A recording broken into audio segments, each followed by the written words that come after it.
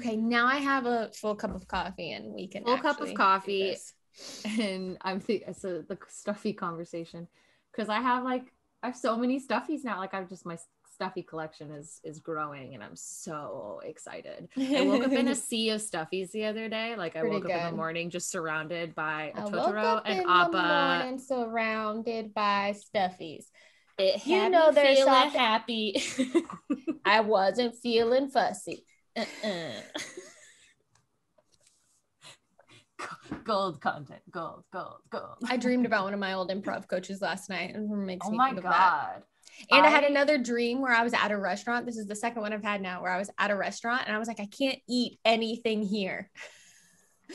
Oh, because you're on your 30. Oh my God. So far, my only food related dreams while doing this whole 30 thing has been like, I've had 2 of those where I'm out somewhere and I'm like, I can't eat anything here. Can't eat nothing on this menu is not breaded, you know, like that's, you want to know what my recent dream was? I just told my friend about this. All I remember from the dream, I woke up and was like, what the fuck? I was handing someone my hairbrush. There were 2 people and I was handing them my hairbrush. And then like mid handing it to them, I stopped and went, wait. And I started cleaning my hair out of it. And I was like, they can't have my DNA. And then I handed the brush to them. Smart move though, because you don't want them to clone you. I think I'm watching too much true crime. Oh my God. Maybe so. This is so off topic, but I will also say that multiple people have told us that your episode of Death by Monsters is the scariest one they've ever listened to. I think because in any other thing, it's easy to refute whatever the person's saying, but because you were telling it firsthand, it makes it much harder to like refute it as being true. Yeah. We have one friend who if I had realized, I would have warned him because I didn't know he listened to the show, but he messaged Matthew and I the other day and was like, I already have, like, I have to really space out my listening to Death by Monsters already.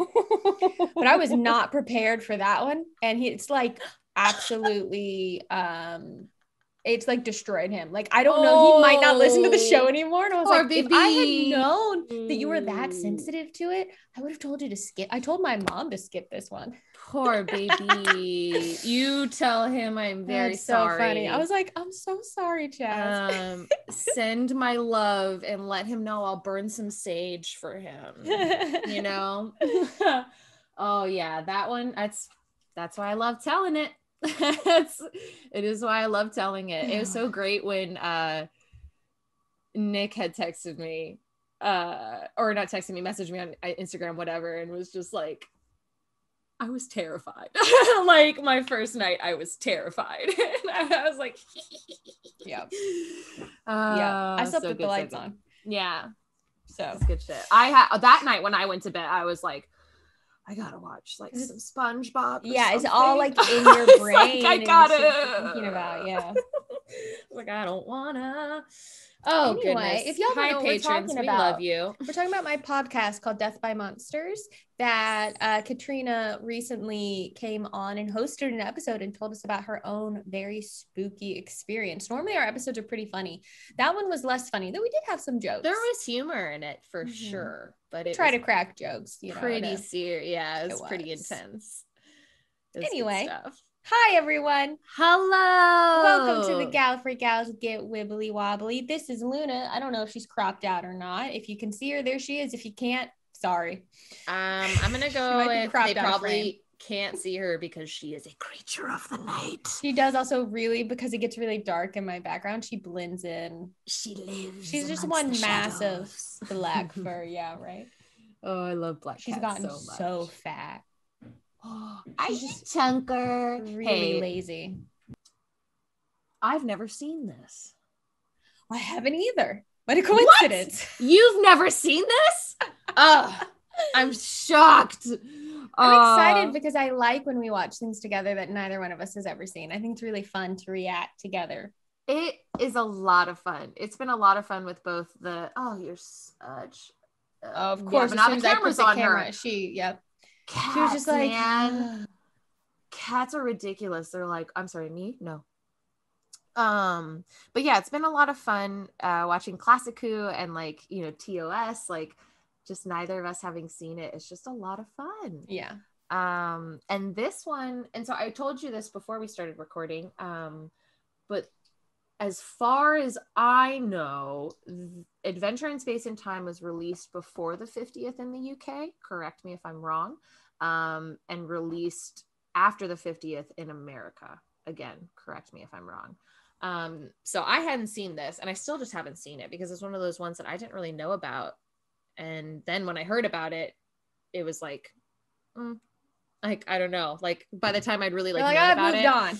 Yeah, like, and by the time we had really, like, I had really known about it, like, is when we started recording a couple years ago, and I was like, oh, there's this thing I haven't seen, and I was like, well, maybe I shouldn't watch it. We can wait and watch it together. Yeah, You know? I'm excited to watch it together.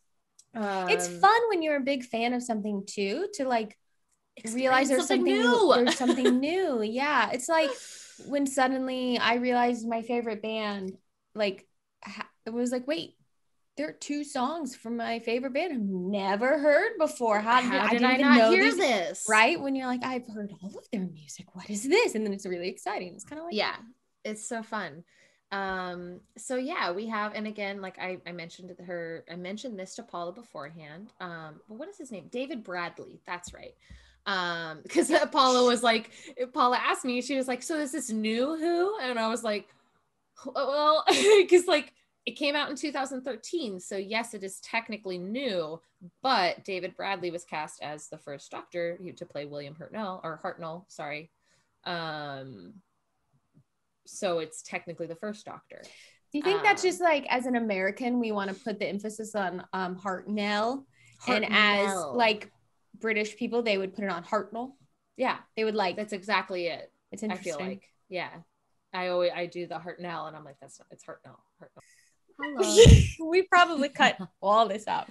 I'm sure I cut quite a bit of it. Missed out on just a really long conversation about Northern British accents and cats and coffee and Jodie Whittaker. And if any of that sounds interesting to you, join our Patreon. And now we're just gonna watch An Adventure in Space and Time. Okay. I'm excited. Oh, and I discovered that this was written by Mark Gatiss, and I got really fucking pumped. Yeah, that was the thing that happened. This is the BBC. All right. The following program is based on actual events. Oh, he's like actually. So he's like actually Mr. Hartnell, William Hartnell. Tell them what you like.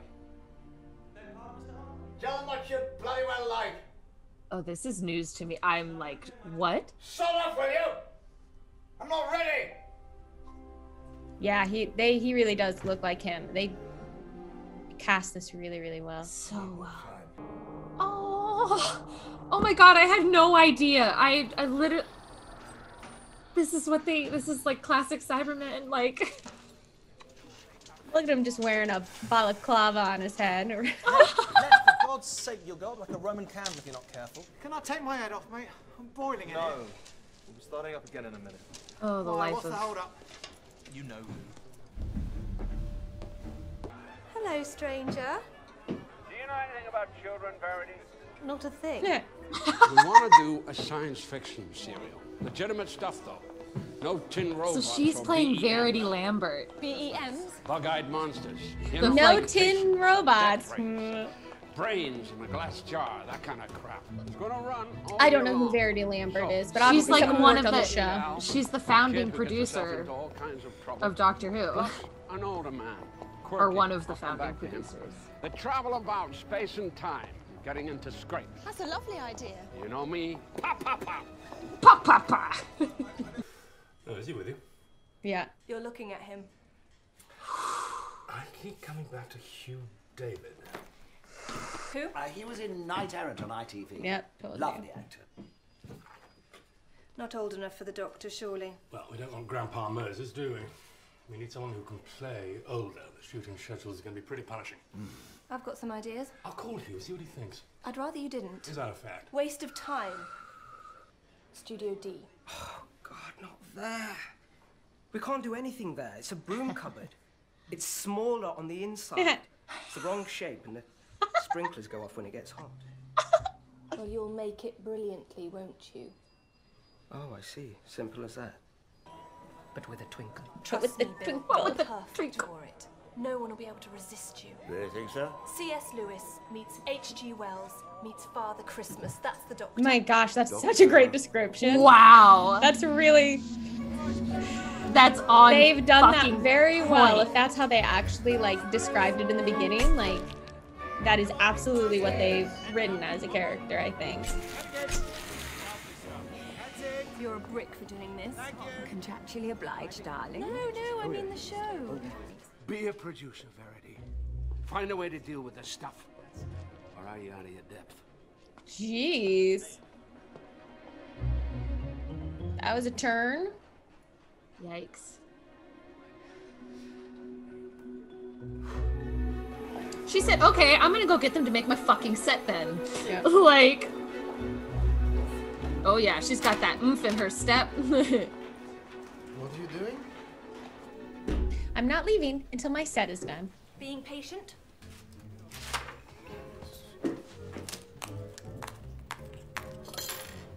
Maybe the muse will be with you.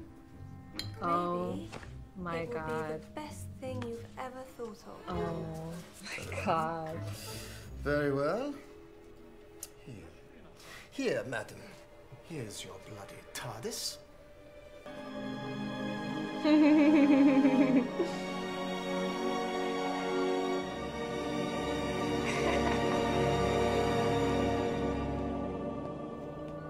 Turned out rather well, isn't it? Through the cupboard doors and into Narnia. Too bloody big. Takes up half the studio. Yes? Yes, my love, dear. Yes? Yes, Wallace, I heard him. Yes. On 3. Coming on 1. Wow, is he live directing this? Yes. Like it's a live show. Jeez Louise. Move the camera. Get hold of the cape. Move the cape. Move the bloody camera. That is the one the other guy. 49th century. It's too specific. It's Doctor Who, remember? And the old guy's too nasty. He should be cuter, funnier. And the kid... That's what he was trying to say to you. Too, like a regular teenager. Did you like any of it? Not much. Heh. Hate the opening titles. You're joking. Too weird. It's sensational just because it's new. Hey, I like new. I do new, remember? Do the whole thing again. Reshoot the pilot. That's how shit works. Reshoot it. Redo it. Right for the part. Just not right for it. Hideous machine-like creatures. Are we making the Daleks Lens now? on a flexible shaft. Acts as an eye. You will move ahead of us and follow my The music. Ian breaks away and dashes for it.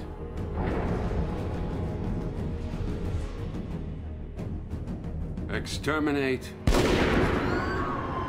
Exterminate. Camo, stop it. Well, enough to know garbage when I see it. Jesus, door locks. Daleks! Whatever! They're Bug-eyed. not bug-eyed monsters! They used to be like us. Radiation has made them retreat inside these impregnable metal shells, and now they hate everything that isn't like them. All they know how to do is lash out. The Doctor and his friends turn up and try to make them see differently, to understand other people and make peace. It's good stuff. It's strong stuff, Sydney, and I really, truly believe in it. What? On Saturday. Repeat episode 1 before episode 2. No one was watching because of the assassination. Yeah. Oh, I see. This is Kennedy's fault. We deserve a fair crack of the whip, Sydney. It's true though. It's not their better fault. be right about these Daleks. Oh, she's exhausted. That's so cool. I wonder if this is a real story, if they just put it in the movie. Whether that'd be such a neat story to be like, I can't believe what I saw on the bus this morning. It's thrilling. Sydney wants you, Verity. She's like, ah, fuck. Again? I thought it was good. Kids came on the bus yelling, exterminate. Getting in touch with our audience. Our great, big, fat, enormous, bloody audience!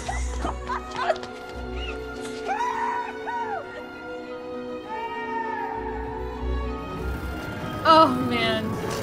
It's just so cool to make something and have like people like it, you know? Yeah.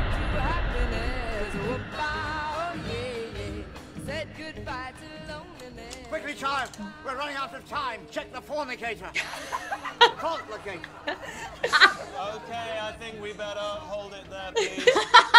First positions again. Fornicator. Can't leave that one in.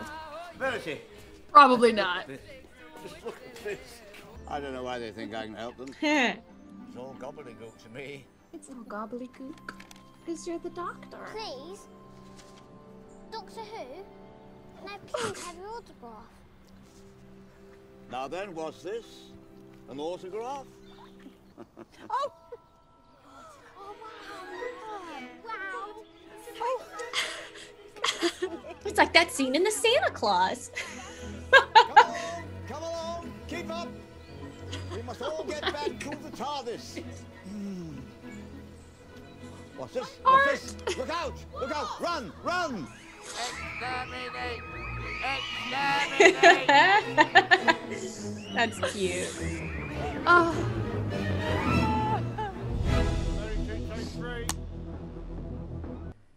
I'm in demand. It's all down to you. Oh, nonsense. In no small measure, Bill, Doctor Who has made me. But why does it have to change? Why do things always have to change? Why can't we just... I feel the same way, William Hartnell. I don't like the change on the show either. Life. I mean, he's not wrong. Just like, wow, I'm here now with a bunch of people who don't know or care about it the way that I do. It's tough. Anybody know how to make it go? Jeez. Oh, for Christ's sake, doesn't anyone know how to do anything? Out you go. I'll sort it myself. Are you all right? I can't.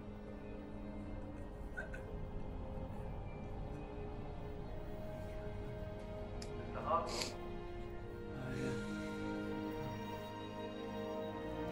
The heart.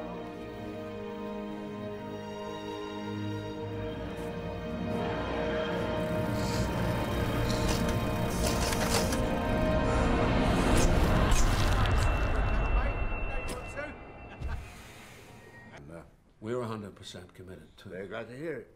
But we're looking at ways of refreshing it, regenerating it. Well, yes, quite right. Spice things up a bit. Bill. I'm glad we're on the same wavelength. Well, you're not. Hell, Bill, there's no easy way of saying this. Like you said. I never even thought about the fact Things that have like gotta the regeneration wouldn't have been a thing that was Right. always there. I don't want to go.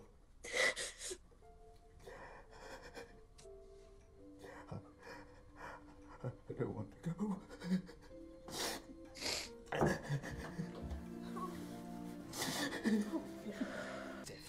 Oh, you'll be fine. In fact, you'll be wonderful. I told them, you know, there's only one man in England who can take over. Oh, couldn't I get him?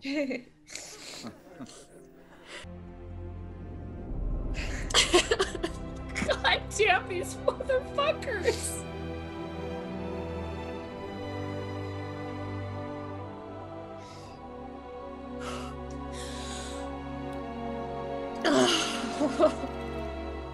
Believe me, my dear, your future lies with David, and not with a silly old buffer like me. One day, I shall come back. Yes, I shall come back. Until then, there must be no regrets, no tears, no anxieties. Just go forward in all your beliefs, and prove to me that I am not mistaken in mine. Well, I think that was a lovely way to tell that story of how the show came about. I think a really beautiful way to honor William Hartnell as well, which is really what it felt like to me in a lot of ways, the way to honor him. It felt like a way to honor him and a way to honor Verity and, you know, just a bunch of people who nobody believed in. like, you Luna know, Hush. the first like female producer of a BBC television show, the first Indian director, you know, like this older man that's only been cast in war films. Like, it was just like a group of people who they were like, yeah, this isn't gonna work. Just a bunch of misfits. You get your 4 episodes and then we're gonna shut it down. And now here we are. Yeah, it's neat. Yeah, that was lovely. Even as someone who, like, I don't know a whole lot about Classic Who, so there were moments that I know resonated with you that I was like, yeah, okay. But that was really lovely to watch. And I don't know if it's on purpose or not, but I loved how much I cannot remember now if his name was Warren or Warris, but Warris. He said fantastic a lot, which I liked. Yeah, and love that. Gutted me, like, to use some British phrasing, proper gutted when they had William Hartnell say, I don't want to go, in the way that David Tennant said it. And I do not know if they threw that in here as a nod toward, or if David Tennant said it because it was something William Hartnell had, like, there was apocryphal stories about him saying, who knows, but I think it was proper gutted. I think it was an homage to David Tennant, as far as I could tell and like read and see. Boy, I just, like, I can't get over this. Like, that's, you know, like, that's William Hartnell, you know, like that. And David, oh my God, they just did so good with the casting of that. It is just remarkable. And it almost felt so interesting. It felt parallel to watching Sarek, you know, like seeing the, like, the deterioration of the mind. And, like, obviously this is a different sort of setting, but I don't know, it's just like, it's hard to see that. And that was, it's like I said while watching it, I never thought about the fact that regeneration was never a thing that was always there, but it's something that they had to come up with so they could keep fucking making money off this show that they worked so hard to get. Like, well, this can't, he has to move on, but we want to keep this show going, doing the show, so how do we do it? And they decided to, like, write that in, which is interesting, an interesting way to do it. I mean, because they could have just been like, here's a new actor now, you know, like soap operas do that all the time. It's just a new actor all the time. But it's cool that they wrote in, like, a justification for it, because people do move on. I mean, that's just the nature of things. I just literally had no idea this is how this movie was. I know what I know him from. I pulled this up properly on IMDb instead of trying to find my phone. He was in The Great. He plays Orlo in The Great. That's what I know. Sasha, how do you say his last name? Darwin. That's what I know him from. It's such a good show, and he's really good in it. Anyway, he's very good. He's also done some video game voiceover and stuff like that for, like, The Walking Dead. He was also in an episode of that Dracula miniseries that was on Netflix. The only episode of that I thought was, like, really good. There's, like, 3 episodes of it, and the one he's in is really good. He's in that too. That's what I know him from. He plays Orlo in The Great. Y'all, if you aren't watching The Great, holy cow, it was such a good show. I never watched it. It's so good. The darkest comedy. I've never seen a show balance dark shit with comedy. So it's a masterclass in how to write dark comedy. It's so good.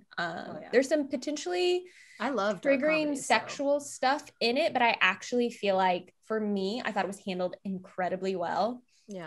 It's such a good show, and the acting is amazing. Anyway, but that's not what we're here to talk about. That was not at all what I was expecting it to be in any way, but I am glad that we watched that before we watched the 50th anniversary, because it's nice to have a little background info on how the show started in a way that I wouldn't have known any of that, you know. And I didn't know all that either. Like I said, I just always knew it was David Bradley playing William Hartnell, but, like, I thought it was because he's cast as the first Doctor. That just blew my fucking mind. I was like, wait a second, what the fuck is happening right now? He's playing William William Hartnell, Hartnell, not the first Doctor. Yeah, like it's he's playing William Hartnell playing the first Doctor. It's just, oh my gosh, that was just such a nice surprise. What was I gonna say? Oh yeah, because like we didn't, obviously there's no way we could have watched a shit ton of classic before the 50th.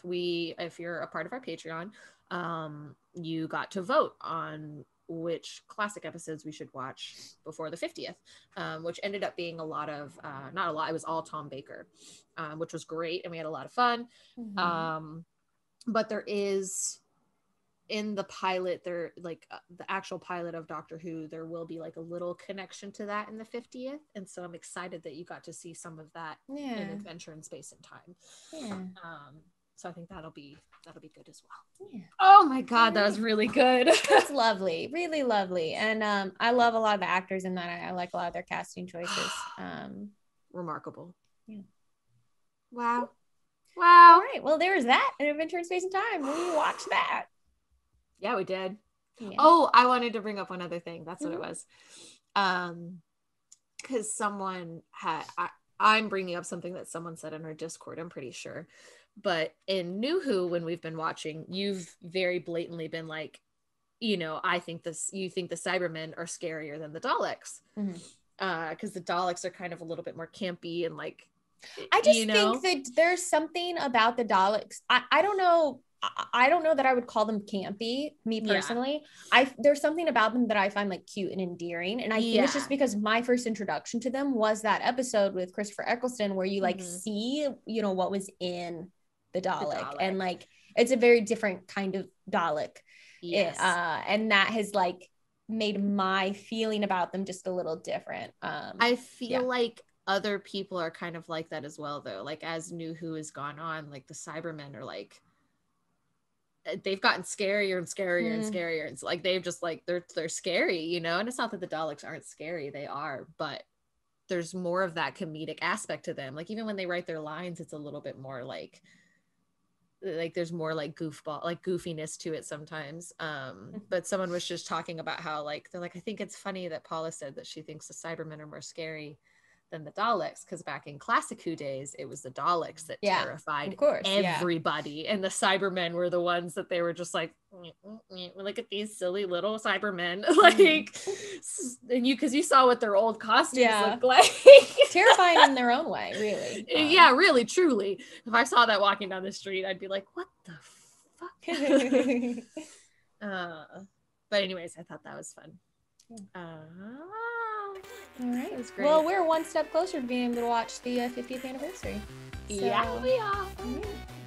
Thanks for going on this journey with us, watching this with us, everyone.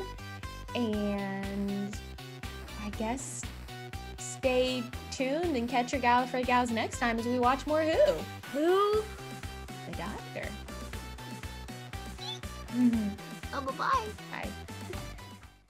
Hey guys, thanks so much for watching. If you liked this video, go ahead and give it a little thumbs up, and if you want to be notified when we post new content, go ahead and subscribe to our channel and hit that little bell in the corner.